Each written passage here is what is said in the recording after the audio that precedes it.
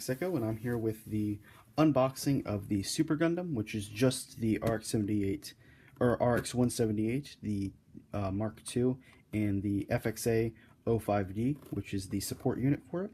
I don't believe that was actually given a name other than just supporting fighter or anything. Even on a box, it's just listed as supporting fighter, so it doesn't look like it's given an actual name other than the serial number.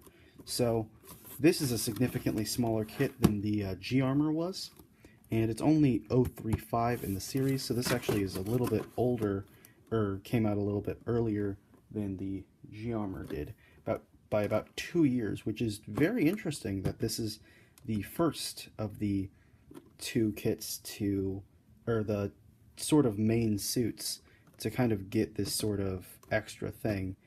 I'm not sure if the Mega Bazooka version Hyakashiki came out before this or not, so I can't make that inference to be exact. I do want to point out, actually, before I unbox this, the pricing of this is only listed at 2,000 yen, so that's pretty good for considering what you get all the regular Mark II kit and the additional stuff. And it looks like I knocked over one of my models up here on my shelf, which I feel very unfortunate about. Alright, so let's open this up and take a look. So starting off, it looks like we're already starting off with a massive sticker sheet, which actually kind of disappoints me, considering this is a whole nother kit. They're funneling a little bit of extra money into this. I'm disappointed that there's a full new foil sticker sheets that's necessary for this kit, though it looks like a lot of it's, at least a little bit of it's the cameras and some detail parts. These large things may end up being for the gun, actually, the large rifle attached to the main support fighter. So this first runner appears to be just the Mark II stuff. It has all the equipment, the main gear, the bottom part of the shield, a little bit of white for the waist unit, the shield, feet parts. Doesn't appear to be anything new specific to this kit. There is a whole nother runner right here, though, that is definitely specific to this kit.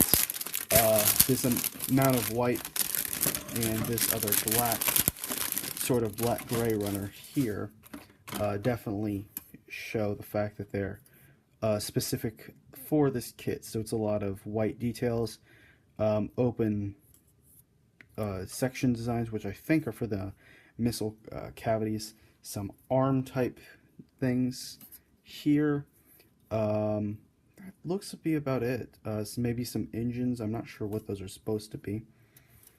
Then with this one, it looks like it's some of the connector pieces for the backpack and the main part of this system, as well as a very small polycap sheet, and I'm not sure if this is for the full kit or just the, it looks to be for just the backpack, which makes a lot more sense, actually.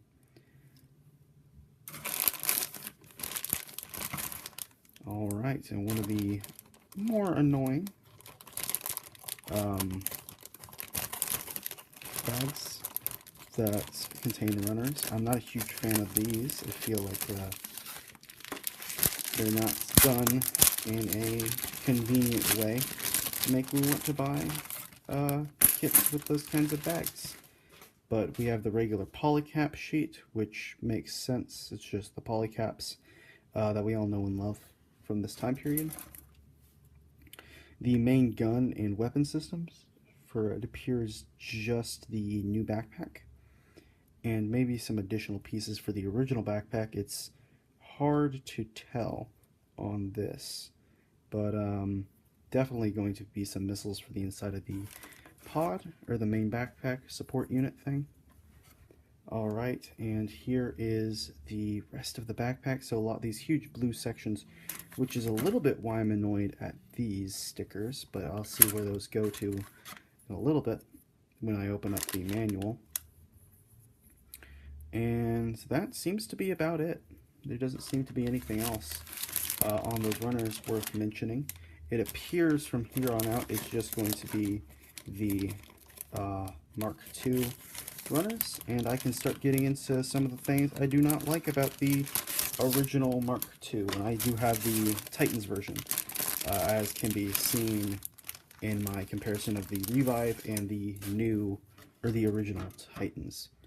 So we have this beautiful white runner, beam sabers with holes for the beams, and then we have this toothpick right here of a beam saber, which is extremely disappointing that that's even in this kit. I'll probably be doing a little bit of customization to that to try to make it worth it. Maybe a double-ended beam saber? I don't know. Tried to drill a small hole.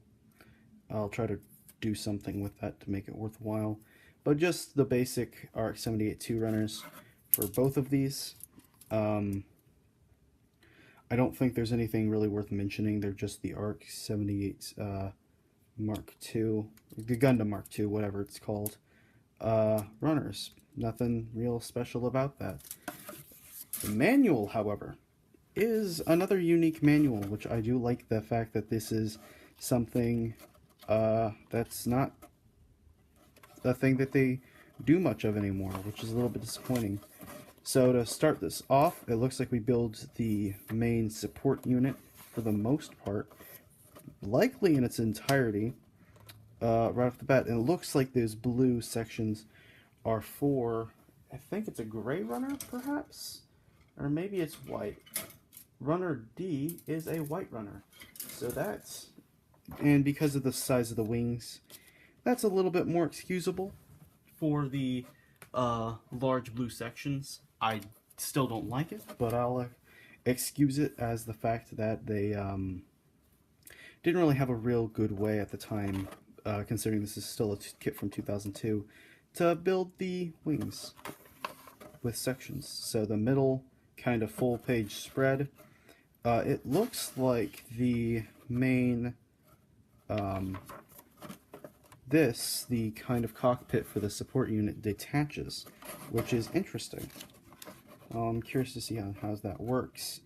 It looks like you build it and fold the main sort of, not sure how to describe those, wings downward, and you can fold them upward for when it's in the transition mode. So that's interesting. That's an interesting way to do that. I don't know if I like that yet or not. The connector piece doesn't look like it's easy to break. There's only 4 stickers on this whole system total, which isn't too bad. Granted, it has a lot of yellow and stuff that's actually molded, so I'm excited to see how that turns out. Then you build the main body of the Mark II, just the Mark II building instructions. With it appears to be maybe some new sections. I can't tell. On the backpack, it appears to be that maybe there is a new backpack, but I can't tell. It appears that yes, you do remove the A11, but I don't think that there's any new parts for the backpack, at least. The connections, it does appear to be able to be a full transport for the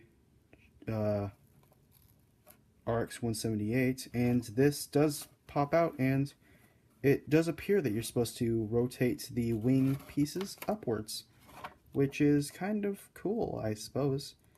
Other than that, there's not a whole lot left to go over with this kit. It's a unique design. Something I'm hoping that they'll release this sort of as an add-on pack for either the Titans or the AUG versions of the Mark II Revives, as one of those kind of build option sets that have been coming out. I would spend a couple bucks on it, maybe probably no more than 10, but it does, especially if they did the Revive version, that's a couple runners. I would pay maybe $10 to $15, depending on how well it was done. So I'm not too disappointed at the way this looks. I'm more disappointed in the RX-178's original kit, than I am the actuality of how they executed some of these steps. I'm really definitely not disappointed in the way that the kit went about. It does look like a unique design, and that's always nice to see when you have a kit like this, especially with how the G-armor looks. I'm excited to kind of put this together and compare the two side by side when they're finished. Alright, I'll see you guys next time.